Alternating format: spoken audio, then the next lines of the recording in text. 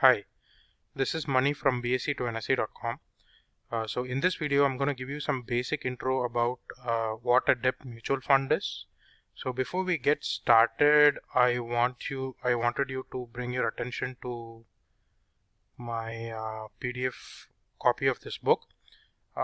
The physical copy is also there, and then PDF copy of this book is also available free of cost in bse2nse.com. If you want a physical copy of this book, this is a very small book.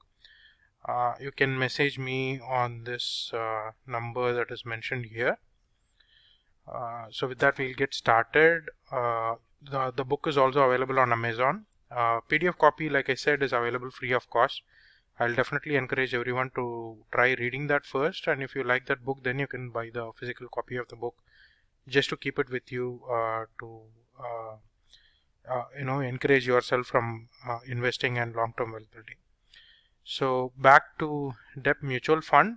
So debt mutual fund is one of the fixed return instrument like fixed deposit. Fixed deposit is something that we all know, but debt mutual fund is something that's very new, and I'll tell you the reason why.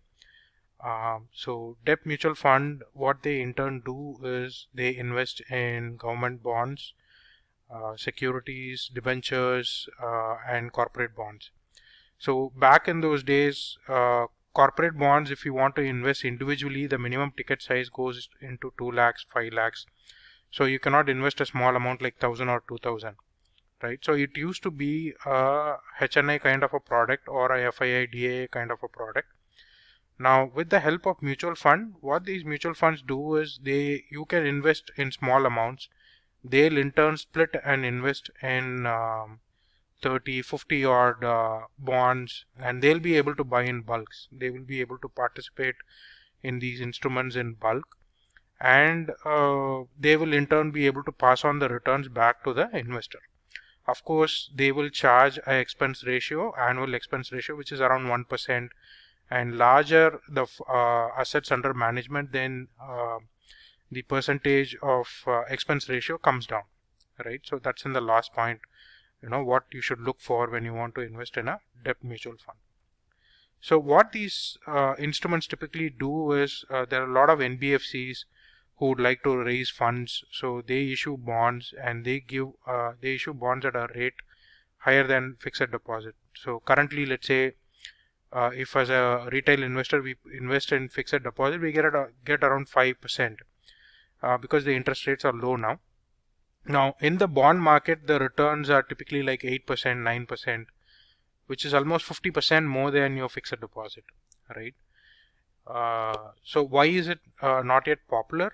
One thing you should note is that the bond values in the short term can, be a little volatile because of change in yields, interest rate, changes by RBI. RBI can increase the rates or decrease the rates. Based on this, the bond value will temporarily go up or go down.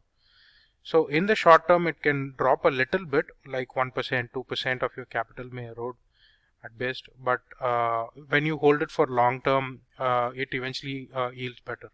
So I'll show you some returns last few years, past track record of all the bonds. It's available publicly in moneycontrol.com. So I'll show you where and how to look for it. So, but in the long run, if you see it sort of beats fixed deposit almost hands down. And you can buy this through any of the stockbroker platforms, very similar to how you buy mutual funds. This debt mutual fund can also be bought. So what should I look for before investing? So some of the basic things that you can check. So sites like moneycontrol.com, I find Moneycontrol very useful for that. You can look at the total assets under management of that particular debt mutual fund, and then number of bonds they have in turn invested into. So some funds may have invested into only 10 bonds, some may have invested into 50. So the larger the number of bonds that they have diversified, the better it is. And then you can look for historical performance, last 1 year, 3 year, 5 year, and then since the beginning. So all those things you can check. And I'm not saying you should change totally from FD and put everything into a debt mutual fund. Have a portion in fixed deposit, have a portion in debt mutual fund as well. So you can have significant allocation to debt mutual fund as well. So just like fixed deposit, this is also a fixed deposit, fixed return instrument, very similar to it. But like I said, the risk is mitigated by diversifying it into multiple bonds. For example, recently DHFL sort of defaulted on the bond repayments, and they were going bankrupt. So some of those bonds were sold in secondary market at a 30% discount. So a lot of these funds which are holding those bonds might have taken a hit, but they diversify that risk by not exposing themselves to a particular bond by more than 5%, or I guess they should definitely have a ratio. So those things you can check in moneycontrol.com. So most of them, they also invest in government bonds. So bond, though has little bit of volatility, it typically tends to have much higher return than a fixed deposit. So let me show you. So you just need to go to moneycontrol.com, go to Google moneycontrol.com, and at the top you have this called mutual funds. That they have a tab called mutual funds. Let's click on it, and we can come down. So when you come down, you have various categories of mutual funds here to be analyzed. Yeah, so here you can see debt long term. Always preferably choose long term instead of debt short term, and then there's hybrid also. But when we want to have a fixed income, we don't want to go into hybrid because it will also probably involve equity. So just go for debt long term, and you can see the rating here, and then the assets under management. The assets under management should be high. You can see that ICICI Prudential bond here has a pretty high. Okay, yeah. So ICICI Prudential bond has nearly 2,000 crores in assets under management, as opposed to some of the other bonds. It's pretty high, and you can see that the last few years return. Over a period of 5 years, it has given 8.5%, 3 year 8.5%, 1 year 7.4%, 6 month 1.9%, and the last 1 month it has given a negative return of 1.2%. This, like I said, I think globally bonds recently had the yields going up. So when the yields goes up, then the bond value comes down. Now, and typically these how you get the return is that the NAV of the mutual fund will keep rising in terms of returns. So you can see here that the value of the NAV or the percentage returns here. So the NAV will typically keep going up. You can see that the change in NAV here, NAV is 28, and here NAV is 29.5. So whatever returns, fixed returns that you need to get, it will be very similar to other mutual funds, that the NAV will go up and steadily, almost similar to a fixed deposit.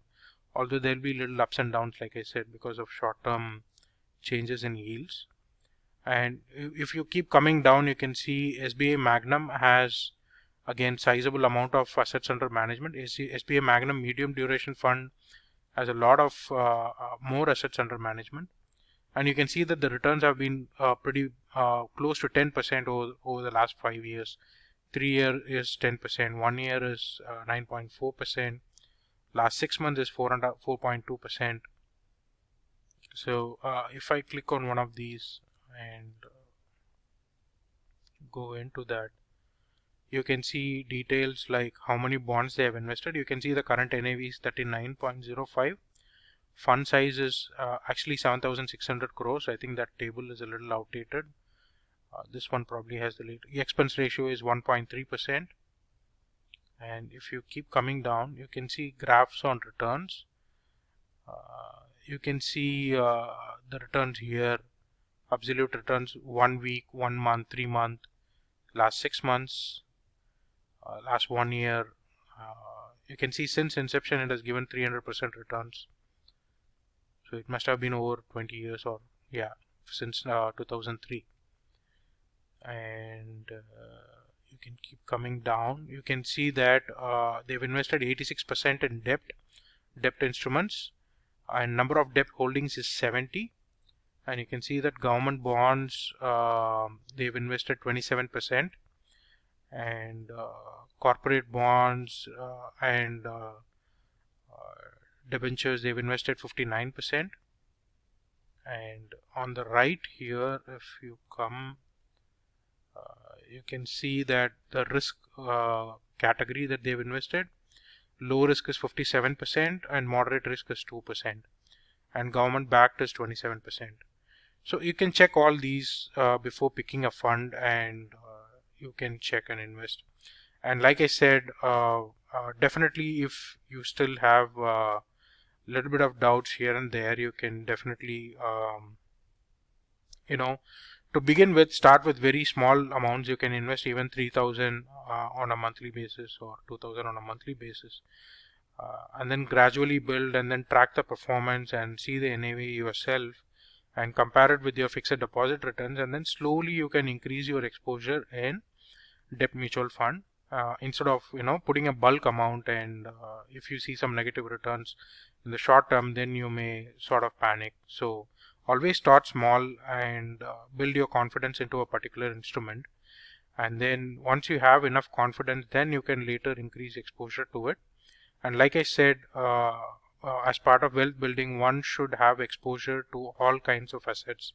You should have towards real estate, you should have towards index ETFs, you should have towards some stocks, you should have fixed deposit, you should have gold, you should have gold ETF, you should have debt mutual fund. So, and debt mutual fund is helpful especially when the markets are at higher valuation, and if you think that markets are at pretty high levels, you can invest in debt mutual funds and then build exposure to it. And if there is a sizable drop in equity markets like 20-30%, at the time you can consider exiting partially these fixed deposit instruments, fixed return instruments like fixed deposit and debt mutual fund, and you can push it back into equity. And similarly, at very high levels, you can exit very partially equity, like 5% of your equity holding, 10% of your equity holding, and then shift it to debt mutual fund. And then again, if you get an opportunity, you can shift it back again.